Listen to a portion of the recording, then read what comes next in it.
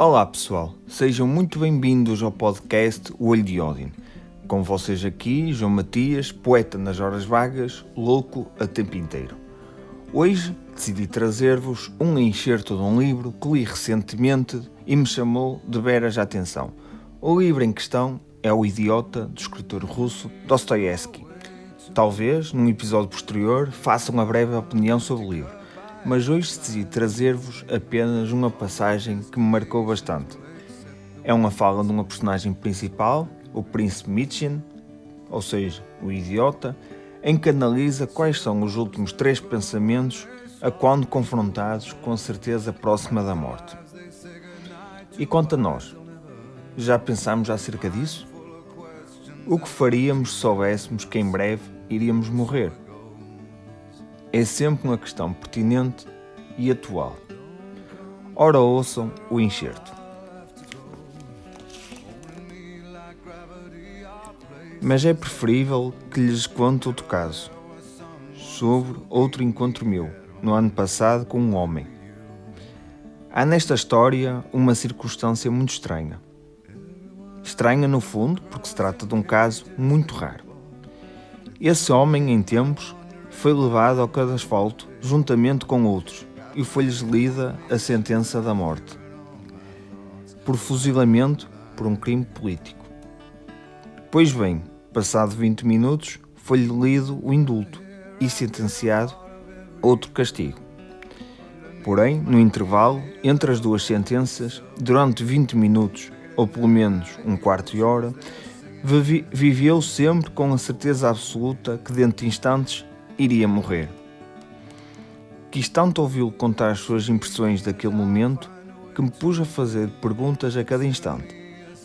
E ele lembrava-se nitidamente de tudo e dizia-me que nunca na vida se esqueceria nada desses últimos momentos.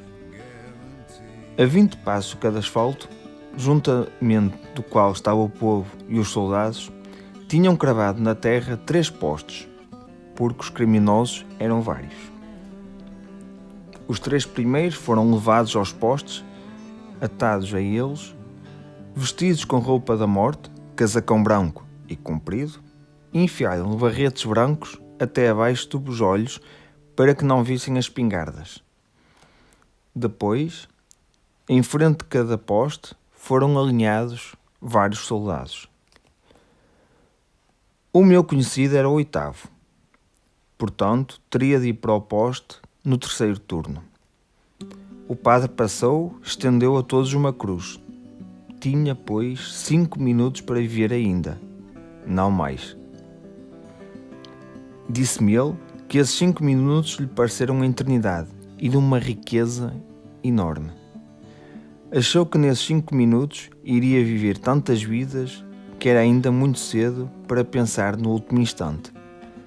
Por isso, ainda tratou dos seus derradeiros assuntos. Calculou o tempo que gastaria para despedir-se dos seus companheiros, para o que destinou 2 minutos. Depois, reservou 2 minutos para pensar pela última vez em si mesmo. E o resto, para lhe olhar em volta pela última vez. Lembrava-se muito bem de ter tratado destes 3 assuntos e de ter calculado precisamente assim. Morria aos 26 anos, saudável e forte. Ao despedir-se dos companheiros, lembrava-se ter feito a um deles uma pergunta bastante despropositada e até de se ter interessado muito pela resposta. Depois de se ter despedido dos amigos, entrou nos 2 minutos que tinha destinado para pensar em si mesmo. Sabia de antemão no que iria pensar. Queria imaginar o mais rápido e nitidamente possível como passariam as coisas. Agora existe e vive dentro de 2 minutos. Será já uma coisa, alguém ou algo. Mas o quê? E onde? Pensava resolver toda a questão nestes 3 minutos. Perto havia uma igreja e a cúpula da catedral brilhava ao sol. Lembrava-se de que olhava com muita nitidez para esse telhado e para os raios que lançava. Não podia desviar o olhar dos raios. Parecia-lhe que nesses raios era a sua nova natureza, que dentro de 3 minutos se fundiria de alguma maneira com eles. O desconhecido e a repugnância pelo novo que ali vinha começavam a ser terríveis. Mas ele disse-me que nada era mais grave naquele momento do que o pensamento constante. Se fosse possível não morrer, se fosse possível voltar à vida, que infinito, e tudo isto seria meu. Então tornar-me-ia cada minuto numa eternidade. Não perderia nada. Contaria cada momento. Não gastaria nada inutilmente.